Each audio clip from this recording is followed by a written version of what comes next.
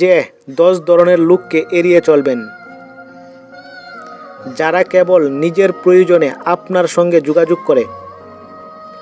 যখন আপনি কোনো সমস্যা নিয়ে কথা বলতে চান, তখন তারা আপনার সমস্যার কথা না শুনে নিজের সমস্যার কথা বলতে শুরু করে। যারা কখনো আপনার সহযোগিতার জন্য কৃতজ্ঞতা প্রকাশ করে না, কিন্তু আপনার কাছ থেকে সহযোগিতা না পেলে তারা রেগে যায়।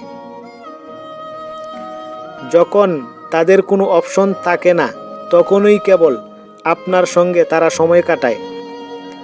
কোনো ভালো সুযোগ পেলে তারা আপনার সাথে করা যে কোনো পরিকল্পনা বাতিল করে।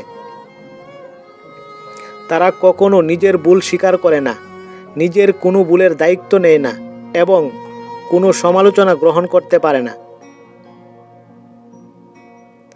তারা সবসময় অন্যকে দোষারোপ করে, এমন একটা ভাব করে যেন নিজের চেয়ে ভালো মানুষ আর কেউ নেই। কথা দিয়ে তা রাখে না, এমন ব্যক্তিদের এড়িয়ে চলুন। এদের সঙ্গে মিশলে বারবার হতাশাই হতে থাকবেন। যারা মজা বা রোস্ট করার চলে আপনাকে অপমান করে, তাদের জীবন থেকে বাদ দিন। মজা করারও একটা সীমা থাকে। মিথ্যাবাদী ব্যক্তিদের জীবন থেকে বাদ দিন। যদি কোনো ব্যক্তির বারবার মিথ্যা বলা প্রমাণ পেয়ে থাকেন, তাকে জীবন থেকে একেবারে বাদ দিয়ে দিন।